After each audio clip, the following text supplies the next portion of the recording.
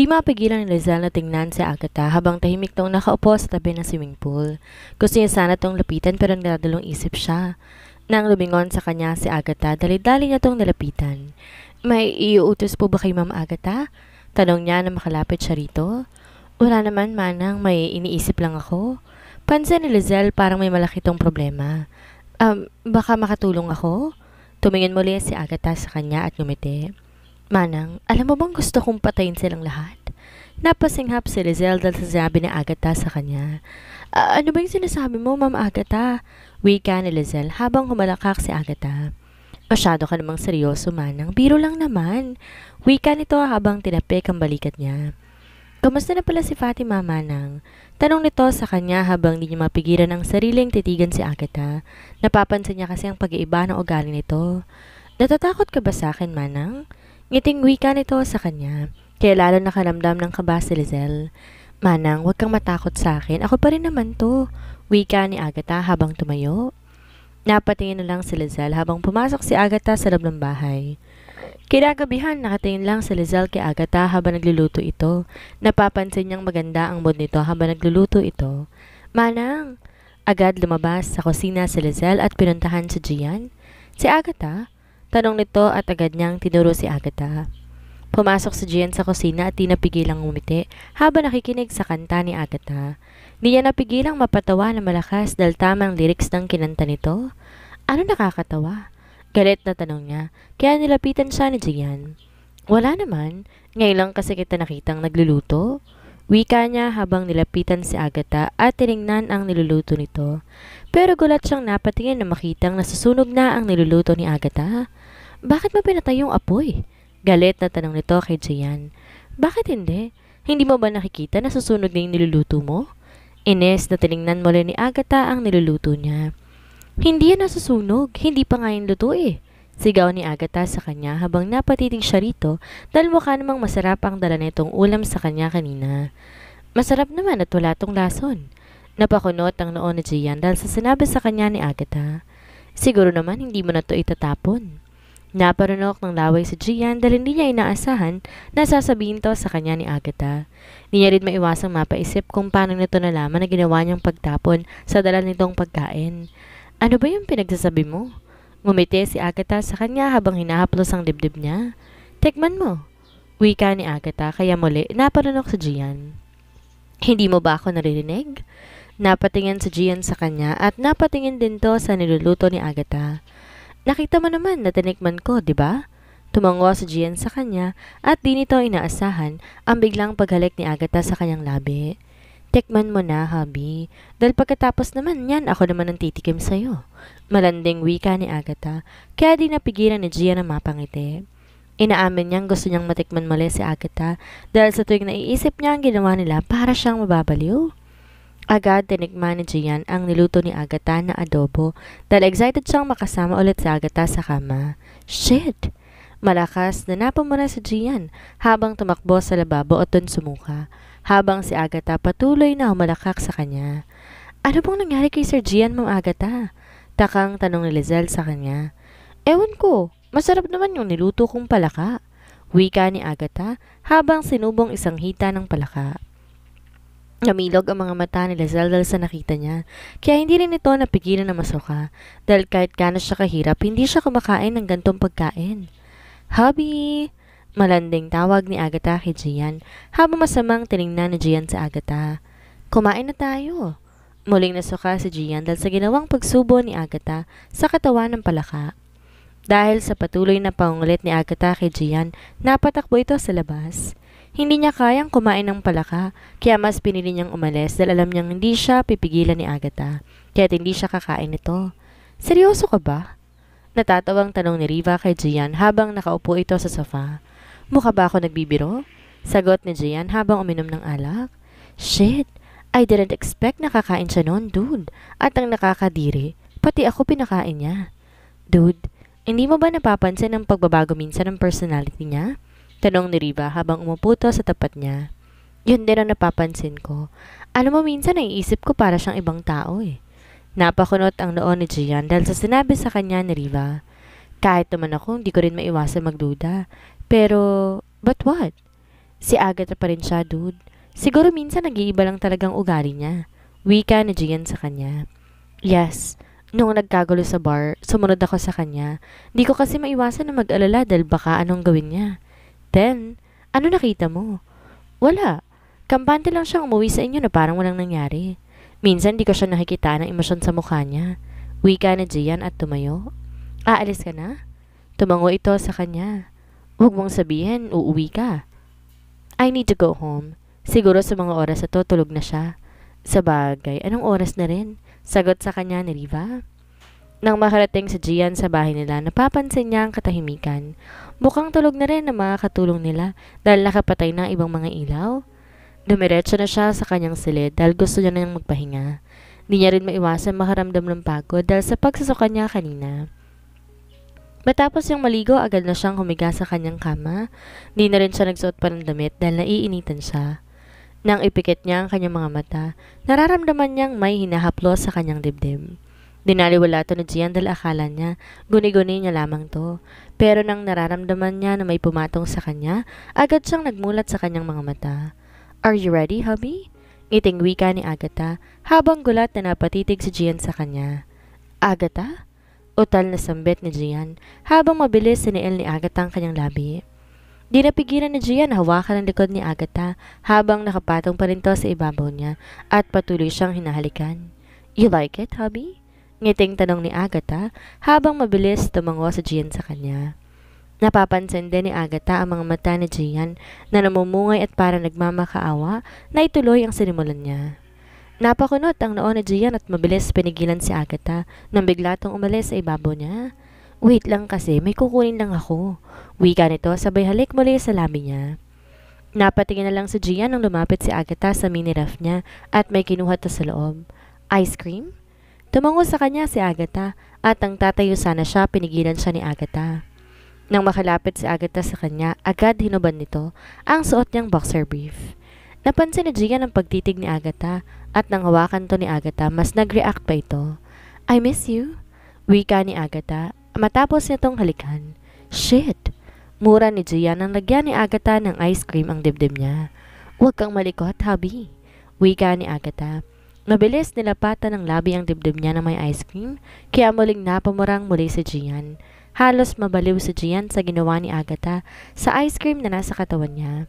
Nagahalo ang lamig, init at kilitin na nararamdaman niya. Mabilis tumayo si Gian kaya't natapon na ibang ice cream sa higaan niya. Napansin niyang bahagyang nagulat si Agatha. My turn, wife. Ngising wika sa kanya ni Gian kaya agad siyang napangiti. Nang lagyan ni Gian ng ice cream ang katawan niya, napasinghap siya. Di niya inakalang ganun to kalamig kapag nasa katawan. Pero agad na nawala ang lamig na nararamdaman ni Agatha at napalitan to ng init nang mag-umpisa na si Gian. At nang gabing yun, muli, sabay nilang narating ang rurok. Good morning, hubby. Malakas sa sigaw ni Agatha, kaya hindi maiwasan ni Gian ang magulat. Umupo ka na dahil pagsisilbihan na kita simula ngayon. Kindat ng wika nito sa kanya, kaya napaupo sa upuan si Gian. Napalingon din siya kay Lizelle dahil nasa gilid lang to at pinagmamasdan si Agatha. Anong niluluto mo? Tanong ni Gian habang tumayo. Nilingon siya ni Agatha at masamang tilingnan. Sinabi ko bang tumayo ka? Inis na wika nito, kaya naman nailing si Gian at tumupong muli. Ayokong kumain ng palaka. Wika niya habang ininom ang kape na binigay ni Lizelle sa kanya. Di naman to palaka nagsawa na rin ako doon. Sagot sa kanya ni Agatha. Tada! Tuwang wika nito habang nilapag ang hotdog at itlog na niluto niya. Sige na, kumain ka na. Wika nito matapos lagyan ang plato ni Gian. Lihim na napangiti si Gian habang nag-umpisa na tong kumain. Sasama ka ba sa akin? Tanong sa kanya ni Gian matapos niyang magbihis. Ayoko, mas gusto kong magliwaliw. Napakunot ang noo ni Gian at napatingin sa kanya. Ano? Bakit? Ayaw mo na naman ba akong payagan? Hindi mo ba alam sobrang boring dito sa bahay? Napahinga na malalim si Gian bago to tumango, kaya tuwang tumayo si Agatha at niyakap siya nito ng mahigpit. Naisipan ni Gian na maglibot sa isang mall na pag-aari nila. Gusto niyang personal na tingnan kung maayos bang takbo rito. Bakit? Tanong ni Riva sa kanya na mapansin nito na napahinto si Gian, kaya pati mga bodyguard at ilang staff na kasama nila ay napahinto rin. Napatingin si Riva sa direksyon ng mga mata ni Gian at doon niya nakita si Agatha nasa loob ng isang restaurant.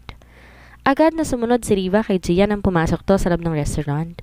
Bulag ka ba? Hindi mo ba ako nakikita, ha? Balkas na sigaw ng babae kay Agatha habang nakatingin lang si Agatha sa kanya. Nagsusorry na ako, kulang pa ba yun? Mahinang wika sa kanya ni Agatha. Sorry? Hindi mo ba alam kung gaano yan kamahal? Tapos sa tapunan mo lang? Muling sigaw nito kaya akmang lalapit na sana si Gian sa kanya. Pero agad siyang pinigilan ni Riva. Manood ka muna. Wika ni Riva sa kanya habang napatingin muli sa Gian kay Agatha. Nakakatawa ka naman. Iling na wika ni Agatha kaya lalong nagalit ang babae sa kanya. Pulutin mo yan at kainin. Malakas na sigaw ng babae kay Agatha kaya hindi na natiis sa Gian na panoorin ng babae na patuloy na sumisigaw sa asawa niya. What's happening here? Tanong na Gian nang malapitan niya si Agatha. At sino ka naman? Tanong ng babae sa kanya. I am her husband. Wika ni Gian kaya't mabilis na natawa ang babae sa kanya. Ikaw pala ang asawa ng tanga na to. Nagdilim ang mukha ni Gian dahil sa narinig niya sa babae. Pero bago pa makapagsalita sa babae, gulat na siyang napatingin dito. Nang kuri ni Agatha ang pagkaing natapon at sinubuto bigla sa babaeng nakaaway niya. Napasigaw naman to habang kinuha pa ni Agatha ibang pagkaing nasa sahig at ipinunas to sa mukha ng babae. Hey! Mabilis sinawakan ni Gian ang braso ni Agatha at mabilis tong hinila palabas. Bakit mo yun ginawa? Tanong ni Gian habang pabalik-balik to sa paglalakad. Nasa loob na sila ng kanyang office sa loob ng mall. Si Riva naman tahimik lang na nakatingin kay Agatha. Kulang pa nga yun. Baliwalang wika ni Agatha habang nakaupo sa swivel chair ni Gian at pinaiikot-ikot ang upuan. Pwede ba itigil mo nga yan? Saway ni Gian sa kanya dahil nahihilo na to kakatingin kay Agatha. Bakit mo ba kasi binangga yun? Dapat pinakawisapan mo yun ng maayos eh. Pinakawisapan ko na yun. Irap na wika niya kaya doon na nagsalita si Riva. I checked the CCTV footage. Nakita ko. Sinasadya mo siyang banggain. Masamang tumingin si Agatha kay Riva dahil sa sinabi nito sa kanya. Paano hindi ko siya babanggain? Ang yabang kaya niya. Sigaw ni Agatha kay Riva. Ba't ka ba lang alam? Hindi naman ikaw ang asawa ko. Namilog ang mga mata ni Riva dahil sa sinabi ni Agatha. Habang sa Gian hindi maiwasang mapangiti dahil napansin niyang napahiya ang kaibigan niya. San ka nanonood ng monitor? Wika ni Agatha habang tumayo. Na makita ni Agatha ang tinuro ni Riva, dali-dali niyang hinawakan ang braso ni Riva at Gian. Teka, lalabas ka? Tanong sa kanya ni Gian dahil alam niya nasa labas pa rin ang babae at hinahanap siya. Hindi sumagot sa kanya si Agatha at masama lang siyang tiningnan. Nang makarating sila sa isang room kung saan naroon ang monitor sa lahat ng CCTV sa paligid, mabilis tinulak ni Agatha ang lalaking nakabantay doon. Gulat itong napatingin sa kanya habang napahawak na lang sa Gian sa kanyang noo dahil sa ginawa ni Agatha sa tauhan niya. Oh, ayan, di niyo ba nakikita yan? Turo ni Agatha sa monitor kaya napakunot ang noo ni Gian na makita ang babae kanina. Tingnan niyo, ang ganda ng damit ko dyan tapos binasa niya lang. Wika nito habang napatingin sila sa monitor nang mabangga siya ng babae. Nabasa niya ako pero hindi man lang siya nagsorry kaya tinapon ko yung dala niya. Malditang wika nito. Baka hindi niya sinadya. Wika ni Riva kaya mabilis siyang nilingon ni Agatha. Sumenya si Gian sa kanya at sakto nakaiwas siya na batuhin siya ni Agatha ng mouse. Kabadong tumingin si Riva sa kanya habang umisi lang si Agatha sa kanya. Kaya mo siguro yun kinampihan dahil may gusto ka ron. Napahagalpak ng tawa si Gian dahil sa sinabi ni Agatha kay Riva. Ako talaga? Utal na wika sa kanya ni Riva. Sino pa ba? Kaya ka nga walang girlfriend, di ba?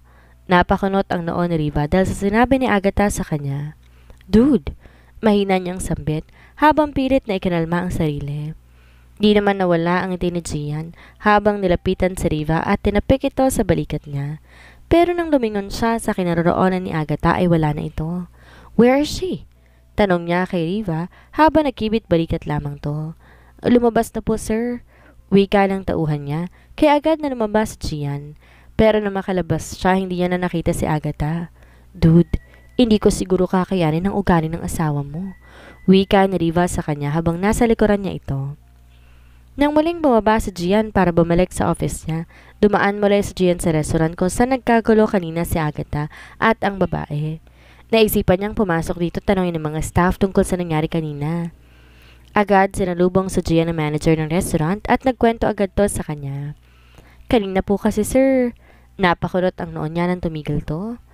Nung binangga po siya, napansin puro ng staff na umiiyak lang siya, pero nung bumalik siya at nakapagbihis na, ganun po ang ginawa niya. Napahinga na malalim si Gian dahil sa sinabi nito sa kanya. Aaminin niyang minsan, naguguluhan din siya sa paiba-ibang ugali na ipinapakita ni Agatha. Maupo ka, iho? Nagmamadali, tumayo si Migs at agad sinalubong si Gian nang pumasok ito sa office niya. May problema ka ba? Bakit ka nandito? Tanong nito matapos yung makaupo sa harapan ni Migs. Tungkol ba sa pag-file ng anak ko ng divorce? Nag-angat na mukha si Gian kay Migs dahil sa sinabi nito. Kinausap ko ng anak ko tungkol doon kaya huwag kang mag-alala dahil hindi makikipaghiwalay sa iyong anak ko. Wika ni Migs matapos tong umupo sa harapan ni Gian. Hindi po yon ang pinunta ko rito, Dad. Kung ganun, tungkol saan? Takang tanong ni Migs sa kanya. May sakit po ba siya?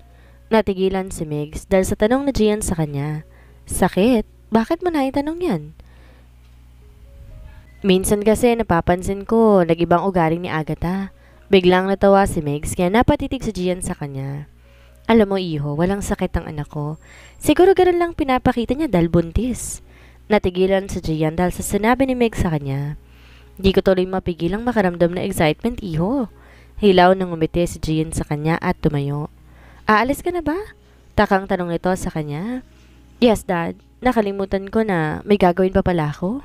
Wika ni Gian at agad lumabas. Manang si Agatha? Tanong ni Gian na makarating siya sa bahay. Nasa taas po, sir. Napatingin siya kay Lizelda na naninibago siya sa sagot nito. Lagi kasi itong wala tuwing tinatanong niya at pinsa lang yung tumaabutan sa bahay, lalo na kapag may ginagawa tong kalokohan. Agad pinuntahan ni Gian si Agatha sa kwarto nito pero hindi niya ito makita. Manang, where is she? Sigaw ni Gian pero napatingin siya sa pinto ng kwarto niya nang bigla itong bumukas. Ang ingay mo naman? Sigaw ni Agatha sa kanya kaya agad siyang sumunod kay Agatha sa loob ng kanyang kwarto. What are you doing here? Tanong niya kay Agatha habang humiga ito sa kama. Dito na ako matutulog sa tabi mo. Bale walang wika nito. Did I allow you? Wala akong pakialam kung ayaw mo basta't yun ang gusto ko. Sigaw nito sa kanya at tinakpan ang ulo niya ng unan. Buntis ka ba? Tanong ni Gian habang mabilis na tumayo si Agatha. Ano? Nababaliw ka na ba? Muling sigaw nito habang binato si Gian ng unan. Buntis agad? Hindi pa nga tayo umabot ng buwan bago magtalik? Di na pigilan ni Gian na magulat dahil sa sinabi ni Agatha. Bunganga mo. Bakit? Totoo naman. Napaupo si Gian sa sofa at napahinga na malalim. Can I ask you something? Ano? Bakit napapansin ko minsan nag-ibang ugali mo? Tanong ni Gian habang napansin niya. Natigilan si Agatha. Ganon talaga kaming mga babae, paiba-iba yung mood. Wika ni Agatha at muling humiga. Di mo ba yung napapansin sa jowa mo? Napatingin si Gian sa kanya dahil sa tanong niya. Jowa? Oo, jowa. Si Allison, di ba jowa mo yun? She already broke me. Muling napatayo si Agatha dahil sa sinabi ni Gian. Talaga? Natatawang wika sa kanya ni Agatha. Kala ko pa naman mahal ka niya. Iling na wika nito sabay higang muli. Tumayo si Gian at naisipan niyang tumabi kay Agatha. Di niya rin maiwasan mag-init habang nakatingin sa mga hita ni Agatha. Nang makahiga si Gian, agad na yumakap si Agatha sa kanya habang idinantay nito ang isa niyang paa sa kanya. Ang hard nito tanong ni Agatha habang sinasagi ng hita niya ang hita ni Gian. Sino bang di magiging hard sa ginagawa mo? Tinukod ni Agatha ang braso niya at tinitigan si Gian. Ngayon ko pa nga lang to ginaganito Ngiting wika niya. Ano ba yung ginagawa mo? Utal niyang tanong habang umunan si Agatha sa braso ni Gian. Di naman pumalag si Gian sa ginawa niya. Nang subukan ni Gian na hawakan ang dibdib ni Agatha, ay mabilis na iwinakse ni Agatha ang kamay ni Gian at masama siyang tiningnan. Inaantok ako kaya wag mo akong istorbohin. Wika nito at agad ipinikit ang kanyang mga mata. Hindi maiwasan ni Gian na mapatitig sa maamong mukha ni Agatha habang nakapikit ito. Ngayon lang napansin ni Gian na hindi hawig ni Agatha ang kanyang ama. Wag mo akong titigan ng ganyan, Gian. Akala ko ba matutulog ka? Mamaya. Wika nito at muling pumikit. Di maiwasan ni Gian na mapapikit din dahil sumakit ng husto ang puso niya dahil sa patuloy na ginagawa ni Agatha sa kanya. Ikaw, Bahagyang nagulat si Gian na makita nito si Allison sa loob ng opisina niya. Ngumiti ito sa kanya at tumayo. "Kamusta ka na?" tanong nito habang nilapitan siya. Akma itong hahalik sa kanya pero umiwas si Gian kaya hindi rin naasahan ni Allison dahil akala niya sabik si Gian na muli siyang makita. "Kailan ka pa umuwi?" tanong ni Gian habang umupo sa swivel chair niya. "Kahapon lang," sagot nito at umupo sa tapat niya. "I'm happy na alam mo palang umalis ako. Kala ko kasi wala ka na talagang pakialam sa akin." Napahinga na malalim si Gian at napahawak sa noo niya. "I'm sorry for what I did." Sincere na wika ni Gian sa kanya. "Ayos lang yun. Kalimutan na natin yon, love." Ngiting wika nito habang tumayo at nilapitan siya. Bahagyang nagulat si Gian dahil sa tawag ni Allison sa kanya. "Alam mo ba, umuwi ako para sa'yo. Hindi ko pala talaga kaya na wala ka sa tabi ko, love." Wika nito habang naiiyak. "Allison, alam mo na may asawa na ako." Mabilis na nilagay ni Allison ang isang daliri niya sa labi ni Gian, kaya hindi nito natapos ang kanyang sasabihin. "Alam ko ng lahat. Sinabi na sa akin ni Riva. Maghihintay ako, love, hanggang sa ibigay na sa'yo ng parents mong iyong mana." Ngiting wika nito sa kanya at tinalikan siya sa kanyang labi. Hindi ko malaw si Gian. Napatitig lang to kay Allison. "I'm sorry, love. Sorry kung di ako nakinig sa'yo. Alam ko naman na hindi mo talaga magugustuhan ng Agatha na yon, di ba?" Tanong ni Allison habang tumango si Gian. Malawak na napangiti si Allison dahil sa sagot na Gian sa kanya, kaya't muli niya tong siniil sa kanyang labi. Pero mabilis na tulak ni Gian si Allison na makita niyang nakatayo si Agatha sa pinto ng kanyang opisina. Magsasalita na sana siya pero agad na tumalikod si Agatha sa kanila. Susundan sana to ni Gian pero mahigpit na hinawakan ni Allison ang braso niya. Di agad nakauwi si Gian dahil sinamahan pa niya si Allison sa bagong kondo nito. Nalaman niyang binenta nito ang bahay nila nang sumunod to sa kanyang mga magulang. Na makarating sa bahay, naabutan ni Gian si Agatha na nasa sala, kumakain ng cake. Di niya maiwasang mapatingin sa chocolate cake na kinakain nito. Naalala niya rin na nagkita sila bago ang kanilang kasal. Ito rin ang in-order na pagkain ni Agatha. "Kumain ka na?" tanong niya rito dahil hindi siya pinapansin ni Agatha. Alam niya galit to sa kanya dahil sa nakita kanina. Siya ang yumakap sa akin. Nilingon siya ni Agatha at ngumiti to sa kanya. "You don't need to explain. Wala naman akong pakialam. Isa pa, kasal lang naman tayo sa papel, di ba?" Wika ni Agatha at tumayo. "Where are you going?" Kurot toong tanong sa kanya ni Gian nang talikuran niya ito. "Matutulog." Bale walang sagot ni Agatha sa kanya. Agad sinundan ni Gian si Agatha at napakunot ang noon niya na makita na sa ibang kwarto to pumasok. Kinatok ito ni Gian kaya't pinagbuksan siya ni Agatha. "Ano?" Singhal nito sa kanya. "Bakit dyan ka natutulog?" Umirap si Agatha sa kanya. Tiningnan siya mula ulo hanggang paa. "Ano bang pakialam mo?" Wika nito at binagsakan siya ng pinto. "Shit! Agatha, open this door!" Malakas sa sigaw ni Gian habang tinatadyakan ang pinto. Pero halos mamao siya, hindi pa rin siya binuksan ni Agatha. Ines na umalis si Gian sa pinto ng kwarto at pumasok sa kanyang silid. Nagpasya siyang magpalit na lang ng damit at sumama kay Allison at Riva sa isang bar. Matapos yung sunduin si Riva, si Allison naman ang sinundo nila. "Akala ko ba ayaw mong sumama?" tanong ni Riva habang nasa likuran to ng kotse. "Wala naman akong gagawin sa bahay at higit sa lahat, wala namang pasok bukas." Kunot noong sagot nito sa kanya, kaya di rin maiwasan ni Rivang mailing. Alam niya wala ito sa mood at mukhang may problema na naman. "Love!" Tuwang wika ni Allison at agad na kumapit sa leeg ni Gian. "I'm so happy, love, na sumama ka. Alam mo bang muntik na ako magtampo ulit sa'yo?" Malanding wika nito. Hindi sumagot si Gian sa kanya matapos siyang pagbuksan ng pinto sa front seat ng kotse. Nang makarating sila sa bar ay agad sumalubong ang malakas sa tugtog sa kanila. Agad sumayaw si Allison at gumiling sa harapan ni Gian kaya nagsisigawan ng mga tao. "Enough!" Saway na wika ni Gian sa kanya kaya tumawak si Allison sa braso niya. Nang umupo si Gian sa table nila, napatingin siya sa dance floor at nakinggulat na makita niya si Agatha sumasayaw doon. "Shit!" Napamura si Gian habang mabilis na nilapitan si Agatha. Gulat na napatingin si Agatha kay Gian nang hawakan ito na mahigpit ang braso niya. "Bitawan mo ko. Sumunod ka sa akin kung ayaw mo magkagulo rito." Galit na wika ni Gian kaya napangiti si Agatha. "Talaga?" Ngiting wika ni Agatha sa kanya. "Hindi ako nagbibiro."